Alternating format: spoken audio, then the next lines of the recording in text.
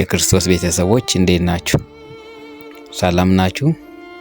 የእግዚአብሔር ስም የተመሰገነ ይሁን። ዛሬ የምናየው ስለ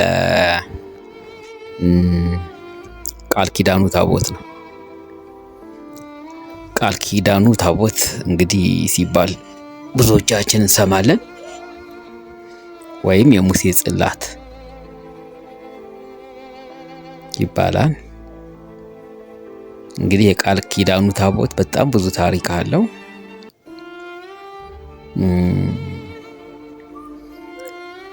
ብዙ ቦታዎች ኖረዋል።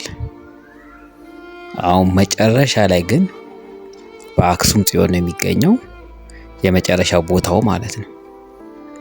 እንግዲህ አመጣጡን ስናይ የቃል ኪዳኑ ታቦት ያው የሙሴ ጽላት ነው። እንግዲህ ሙሴ በነበረ ጊዜ የነበረ ታቦት ነው። እግዚአብሔር ሙሴን አዞት የቃል ኪዳኑን ታቦት ሙሴ ጋር ነበር እና ይሄ ታቦት ሙሴ ጋር ነበር የነበረው። ሙሴ ሲሞት ደግሞ በእነ ኢያሱ እጅ ገባ። እነ ኢያሱ ነበሩ ለብዙ ጊዜ የሚሉት የሚያስተዳድሩት። ከዛ ደግሞ እያሉ ለልጆቻቸው ማስተላለፍ ጀመሩ። እስራኤሎች እንግዲህ ይህንን ታቦት ከልጅ ልጅ እያስተላለፉ ለብዙ ዓመት አብሯቸው ይኖር ነበር። መጨረሻ ላይ ወደ ኢትዮጵያ የመጣበት ምክንያት ምንድን ነው? የእስራኤል ሕዝቦች በሰሩት ኃጢአት ምክንያት እግዚአብሔር ታቦቱን ከኢትዮጵያ ቀድሞ ለፍልስጤሞች ሰጥቷቸው ነበር። ከዛም በኋላ ደግሞ ወደ ኢትዮጵያ መጥቷል። መጨረሻ ላይ እንግዲህ ለፍልስጤሞች የሰጣቸው እንዴት ነው? እስራኤሎች በሰሩት ኃጢአት እግዚአብሔር ስላልተደሰተ ታቦተ ጽዮን እንድትማረክ አድርገዋል። እንግዲህ በነበረው ጦርነት በእስራኤልና ፍልስጤሞች ታቦተ ጽዮንን ማርከው ወስደዋል። እንግዲህ ይህንን የሚያደርገው እግዚአብሔር ነው። ከዛም በኋላ የሆነው ነገር ያው ወደ እግዚአብሔር ሲመለሱ እንደገና ልባቸው ወደ እግዚአብሔር ሲመለሱ እስራኤሎች እግዚአብሔር ለፍልስጤሞች ምልክት በመስጠት ፍልስጤሞችን በጣም ፈርተው ባዩት ምልክት ፈርተው ከስጦታ ጋር አንድ ላይ አድርገው ታቦቱን ለእስራኤል መልሰዋል። እንግዲህ ከዛም በኋላ ደግሞ ኃጢአት ሰሩ። እስራኤሎች ኃጢአት ሰሩ። ከዛም በኋላ ብዙ ኃጢአት ሰሩ። እንግዲህ በንጉሥ ሰለሞን ጊዜ ነው ወደ ኢትዮጵያ የመጣው ታቦቱ። በዚሁ ምክንያት እግዚአብሔር ታቦቱ ለኢትዮጵያ እንዲሰጥ አድርጓል። ንጉሥ ሰለሞን ከሱ የንጉሥ ሰለሞን ልጅ የሆነው ቀዳማዊ ሚኒሊክ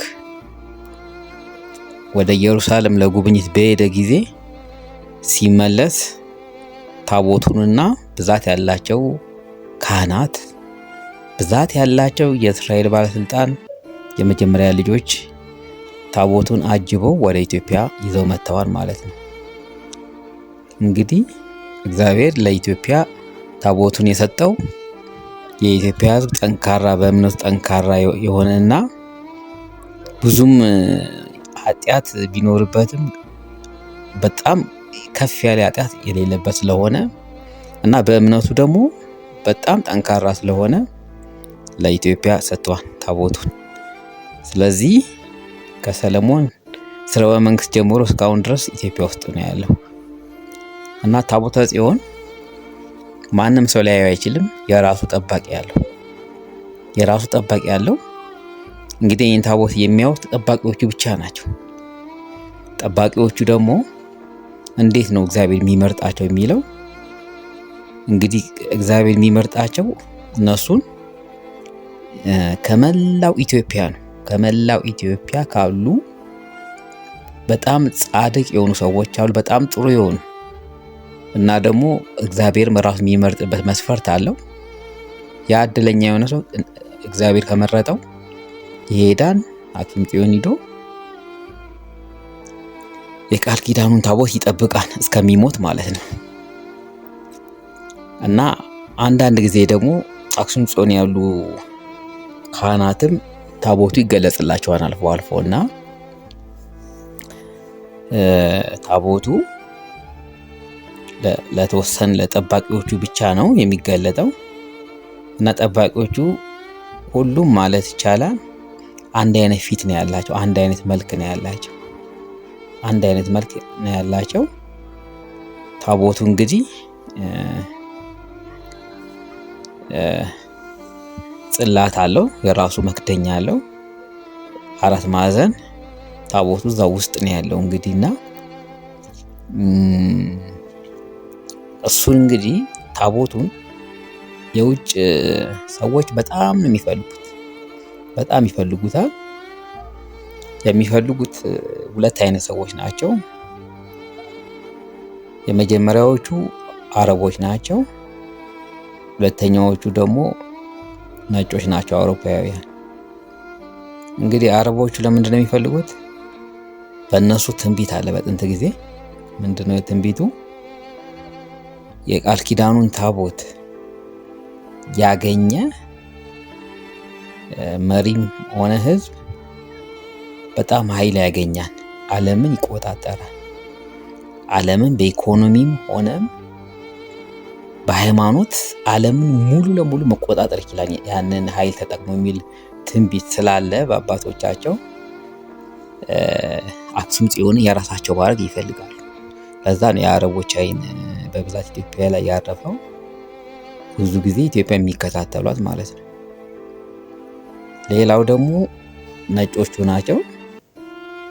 ነጮቹ አውሮፓውያን፣ እነሱ ደግሞ ኢትዮጵያን በጣም የሚከታተሏት ያው አክሱም ጽዮን ያለችዋን የቃል ኪዳኗን ታቦት በጣም ይፈልጉታል። እነሱ ደግሞ ምንድነው ምክንያታቸው?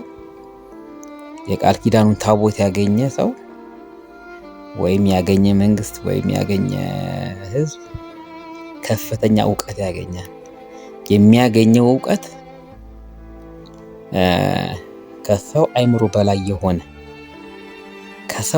በላይ የሆነ ከመሬት አልፈን ሌላም ቦታ ላይ ያሉትን ሌላም ዓለማትን መቆጣጠር እንችላለን። እውቀታችን ከፍተኛ ይሆናል።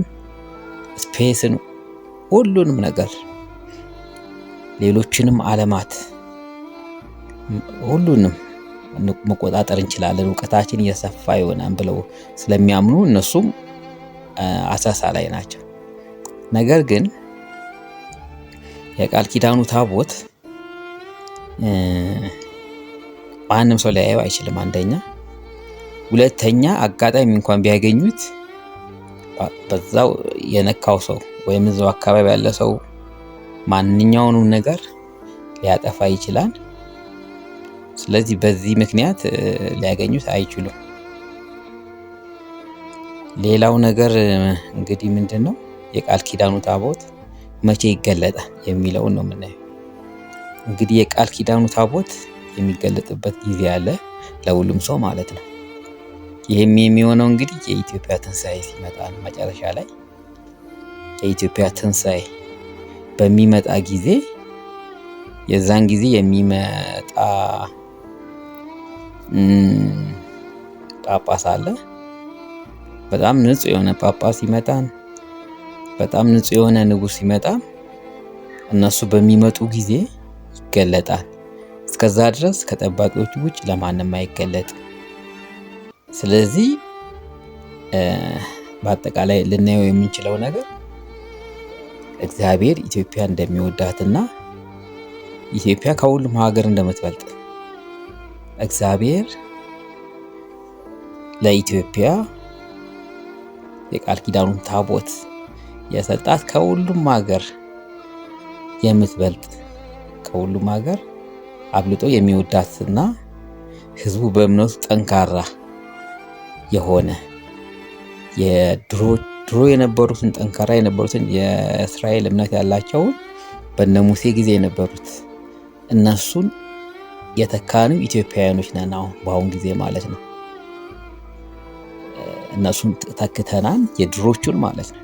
ስለዚህ እግዚአብሔር ለኢትዮጵያ ከፍተኛውን ደረጃ ነው የሰጠው ማለት ነው።